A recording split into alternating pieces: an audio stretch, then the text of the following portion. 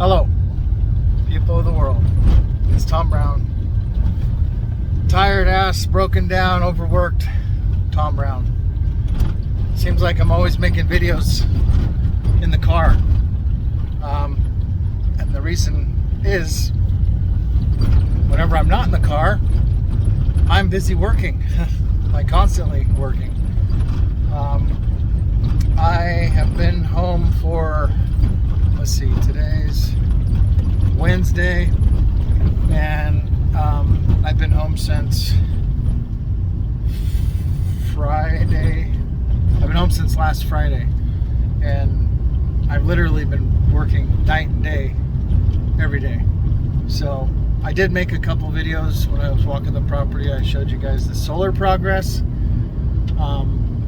but there's been a lot of things that happened over the last couple days, and I'll walk the property and do a little video when I get back later today or first thing tomorrow.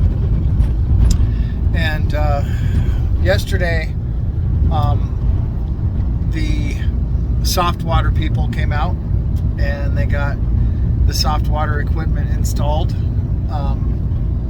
and the guy did a okay job. I've had a little bit of an issue with people in general, probably because I'm so picky and I'm a perfectionist. I kind of nitpick people's work, but they did okay. They did all right. I mean, it wasn't very hard to do, really. And I tried to get a discount from the company that we used to install it myself, and the salesman said that if for some reason they were able to finagle me a discount, it wouldn't be much, and that most likely they would not honor the warranty if something were to go wrong with the system because they didn't have their professionals install it. So I figured, you know what, I'm paying all the dang money anyways. I might as well just have them do it, and that way they can deal with whatever. And it took them a couple hours, I think, maybe, to hook it up and program it, and then also hook up the reverse osmosis filter system in the kitchen. And once again, I kind of jumped in there and did a lot of the work for them. You know, I drilled the hole through the sink for the filtered water faucet, and I mounted the I mounted the reverse osmosis filter system underneath the sink, but it's okay. I mean, they were, I didn't have anything else to do. It drives me crazy sitting there watching other people work when I can, I have all the tools on me and I can just do it real quick. But so the guy was pretty nice, and he had a helper with him. But I will say that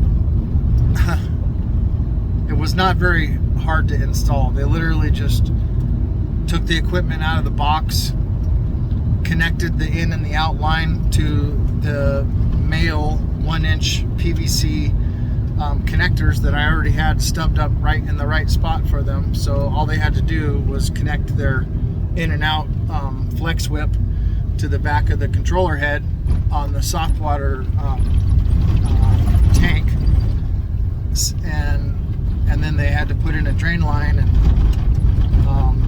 once again, I had to provide some tools and some parts and stuff because the guy didn't have he told me that he got his little shag bag, his little he's had a box of parts or something that he's collected over the years with all his special fittings and stuff, and it got stolen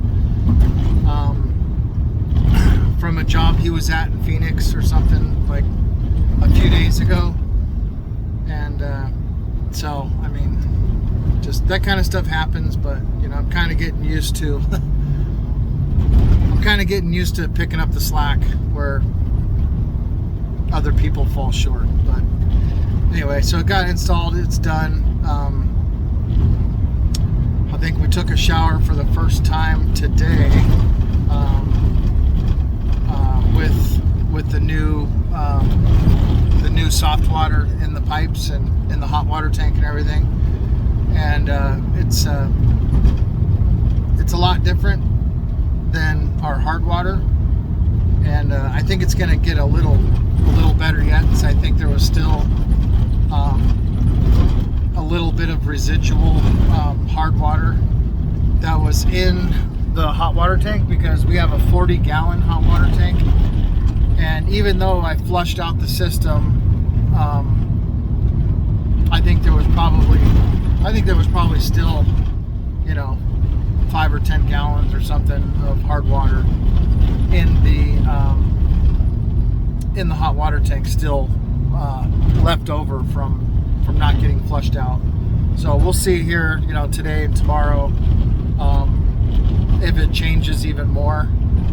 But you can definitely tell at the sink, like when you're washing your hands and stuff, the difference in the water, because I definitely flushed out all the lines, the basic lines, the underground line going from the holding tank to the house, and then all the cold water lines, because they're only 1/2 inch and they're only so long, so you run the water for a couple minutes and you got that flushed out. So we'll see how that works out. But we had really hard water. The guy, he had a little test kit with him when he was getting ready to program the machine to set, because they have to set the controller for how hard the water is, so that the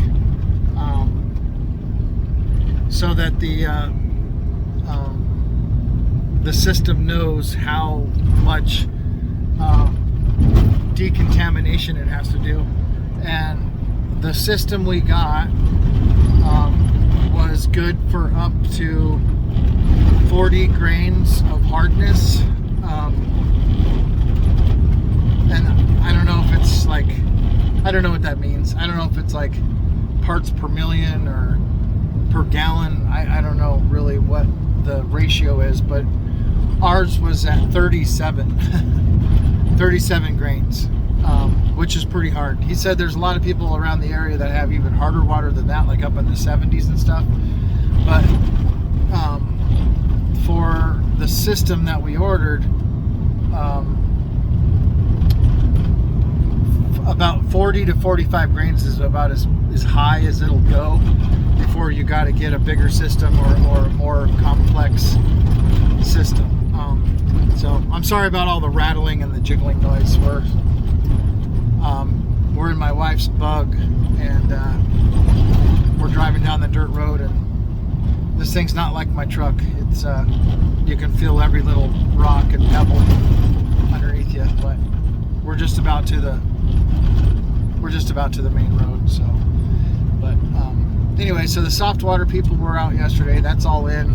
I got my first thing of water out of the filter system, out of the reverse osmosis faucet, and it actually tastes pretty good. It's not cold.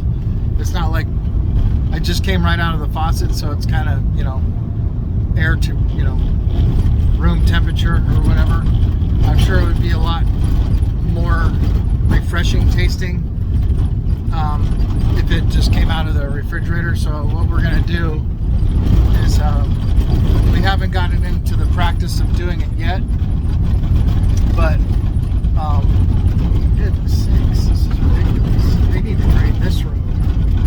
We haven't gotten into the practice of doing it yet, but we have a whole bunch of these Fiji water bottles, and what we're going to do is we're going to just fill the water bottles and keep them in the fridge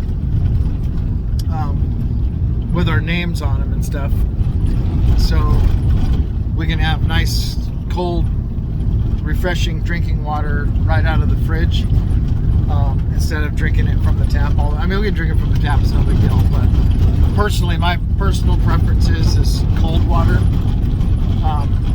especially, since it's so hot out. When it's hot out, working outside in the hot heat in the sun, cold water definitely is more refreshing than just regular lukewarm water. But anyway, so that's all done. I'm excited about having that new water system so we can finally start connecting up all of our stuff. That's been kind of on hold. We've been waiting for the soft water to connect up. Oh, it's just about over. Bear with us for a second. Oh, goodness. Anyway, I couldn't even hear myself think. Train tracks. We've been waiting for the soft water to connect up the rest of the plumbing and the hot and cold lines that go to the washer, the washing machine, and just various things. My goal for the next couple days is to work on getting the on-demand hot water tank or hot water heater installed, and that's going to be a little bit of a task because I thought, back up here a little bit. So the propane tank showed up today. It was scheduled to be delivered today, and I got all the piping and everything ran from the pad, the propane tank pad to the house. I got the valve, the on-off valve installed at the house. I got it stubbed through into the crawl space, and so it's got gas in it. It's got the regulator on it. It's all connected, and I thought he was just going to come and drop it off, hook it up, and go, which is what he did do, but they cannot. He red tagged it because in order for them to sign off on their installation, they have to be able to have at least one appliance in the house that is operating off the propane, so they can do a leak check and also make sure that there's nothing wrong with the regulator, and so they can test the system basically and sign off on it before they say, okay, we're done with you, enjoy. So and nobody told me that. I didn't know that. I thought they were just going to come out and drop off the tank. They said they would have 20 gallons in it when they drop it off, and that they would be out within a couple days to bring the rest out, because they're not allowed to haul tanks around that have more than a certain amount of gas in them because of the road laws. But I thought once he came out and did that, he was just going to turn the off valve on, and that I could just turn the valve on myself when I was ready to run gas to the new on-demand hot water tank. I have not installed it yet because the electrical temporary 40-gallon hot water tank that we've been using is sitting in the same cubby hole that the on-demand hot water tank is going. So what I'm going to have to do now is I'm going to have to drain the water out of the 40-gallon hot water tank with a hose, drain it off.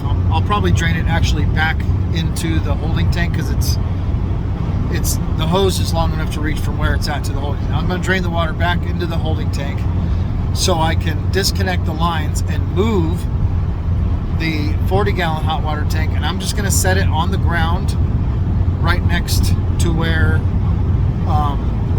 it's at right now, so I can temp in a hot and cold line to it, water lines to it. That way, if for some reason the gas people aren't able to make it out within the next couple days like they said they were going to be able to do, then we don't have to worry about not having hot water for a week or however long it's going to take them to come back. So I'm going to T-tap the lines, the water lines, so I can get the new on-demand hot water tank installed in the new cubby where it's going, permanent installation, get the vents vented out the way they're supposed to be, vented up out through the roof. And I got to run an electrical line into the cavity where it sits, but that's not a big deal because the electric panel is like literally right on the other side of the wall from where it's going.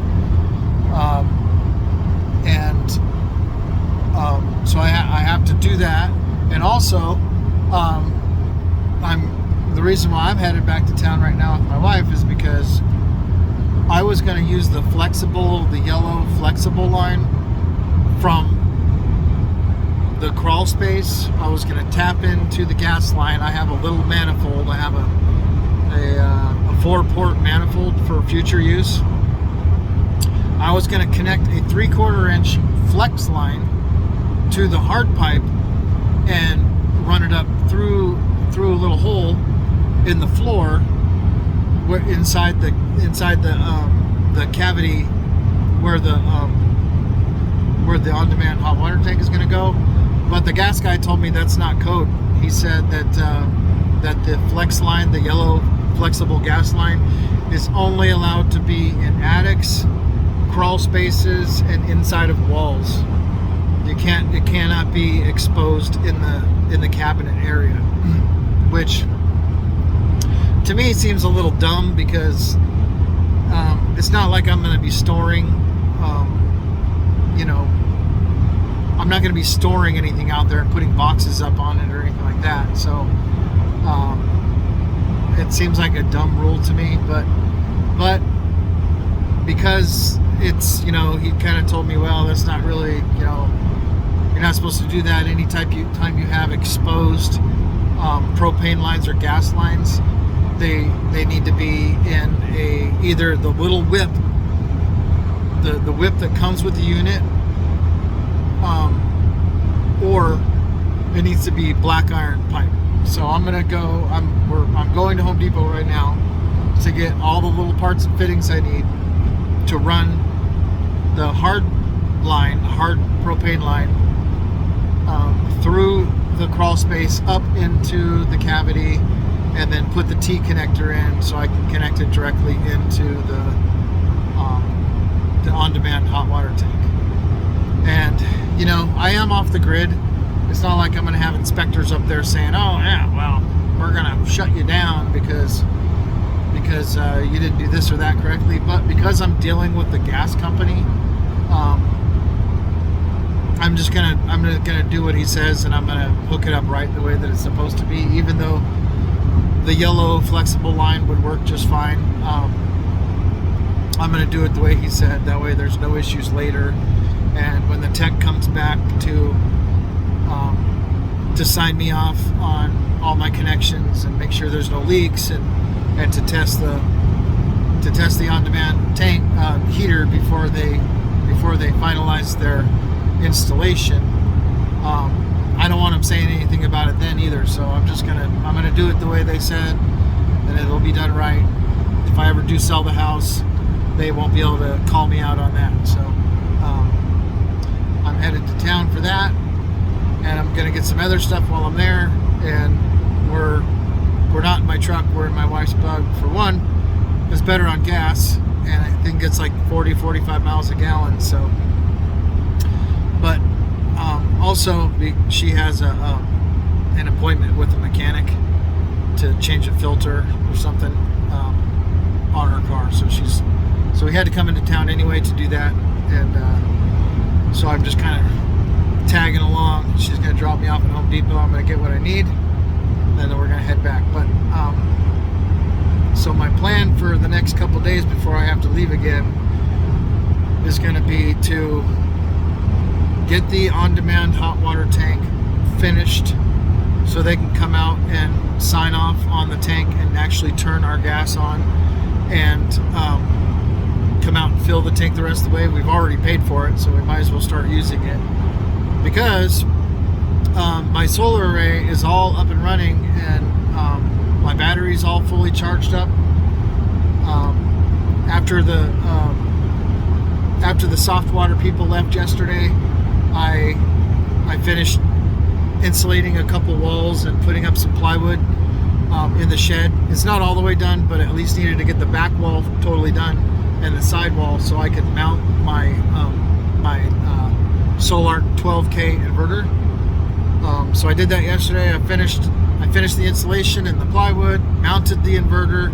I got the battery cables connected to my battery because the array's been done for a few days now, and it's just been sitting there making electricity, not being able to do anything with it. So I was like, well, I don't want to sit here and waste the sunshine. So I at least wanted to get the battery charging. And it only actually took, I think I counted, it took like 4, maybe 5. I didn't get the exact time, but it was all the way down at 20%, 20% charged, because that's how they come when they're shipped. Is they come about 20 to 25% charged, and it charged it all the way from 20% all the way to 100% in like 4 hours, and that's pretty good because I have a big, huge battery, and so that worked well.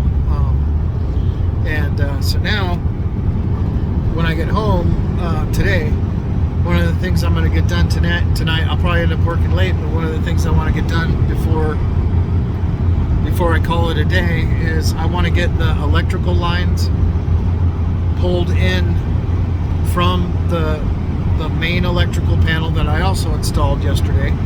I want to get those lines pulled from the shed underground to the crawl space and then up into the panel that's in the house, because right now I could be powering off everything I need to power in my house if I had the lines in, because the battery's fully charged and the array's cranking out like, you know, a lot of juice. So it's not going anywhere. It's being wasted because there's nowhere for it to go.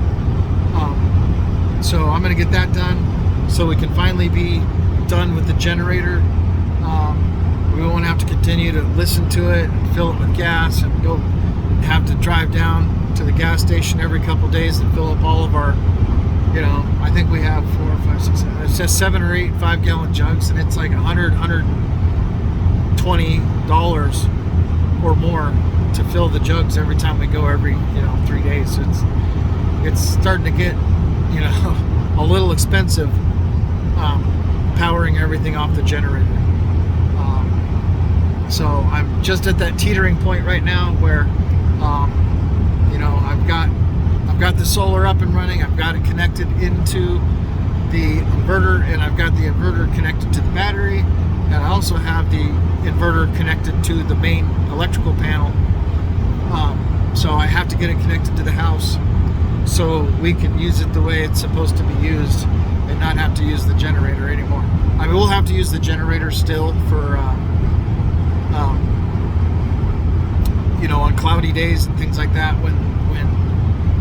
when the array is not cranking out as much power as it needs to charge the battery and to power the loads in the house. Well, the generator will be a backup. It'll kick on as a backup to charge the batteries, and also to power up certain loads that if they're heavy loads in the array and the battery power cannot handle that load, then the generator will kick on to supplement the missing juice. But I'm going to be playing with the system over the next couple weeks to kind of see how everything lies. But at least for the next couple days, we'll probably have to use the generator. We'll probably have to have the generator running while we're heating up water in the hot water tank, because the hot water tank takes quite a bit of juice to run. It's a 30 amp 240 volt breaker, and it takes every bit of that power to heat the water in the hot water tank. And I know that the battery is powerful enough to do it, but I don't necessarily want to drain my battery like that. I mean, I'll try it and see what happens, and maybe the battery can handle it no problem, and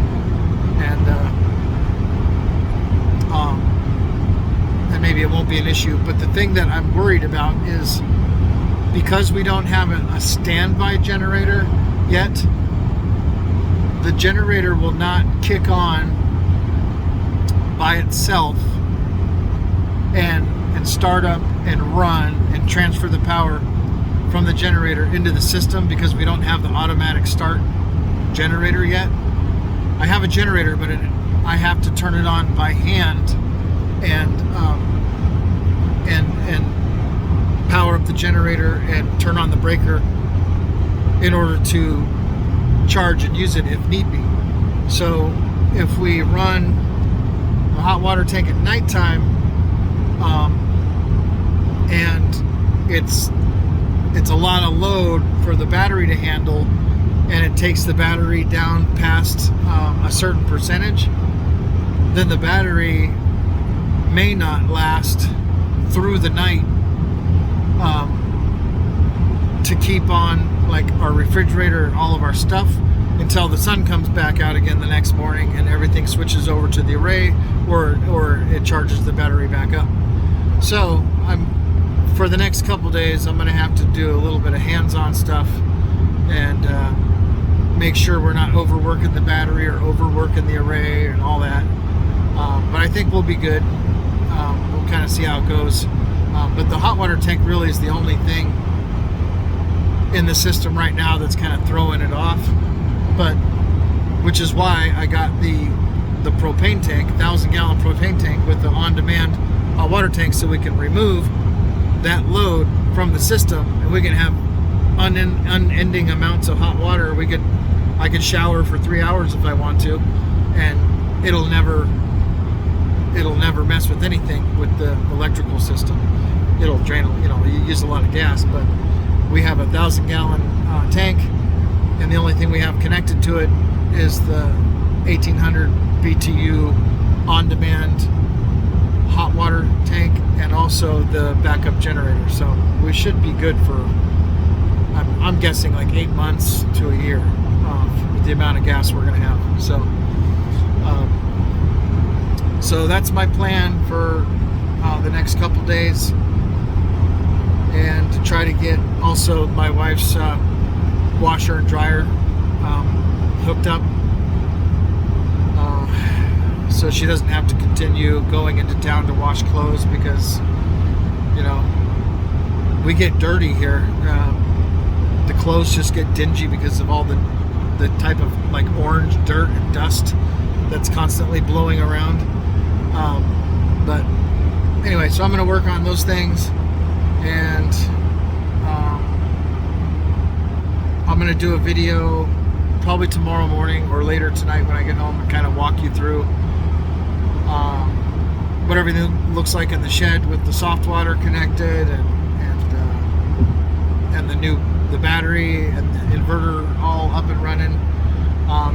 I kind of have some makeshift wiring in the shed right now. I just jumpered the wires from terminal to terminal. I haven't put it in conduit or anything yet because I'm just trying to get things connected to make sure they work properly. Just in case I need to do any other steps, I can take care of that before I finalize everything. But now that I know that it's working and it's working the way it should be, then I can start finishing off like the permanent conduits and getting everything permanently connected, so I don't have a bunch of wires dangling and hanging everywhere. But right now there is wires kind of hanging and dangling. So, but I'm going to do a video anyway, and so you can see the progress that's been made the last few days, and then we'll go on from there. So, like I said before, it's one step at a time. Things are slowly progressing, getting, nothing's happening at lightning speed, but everything, it's like slowly coming together. So we're progressing in the right direction. So gotta go, getting ready to get dropped off at Home Depot and do some more shopping. So bye for now, guys.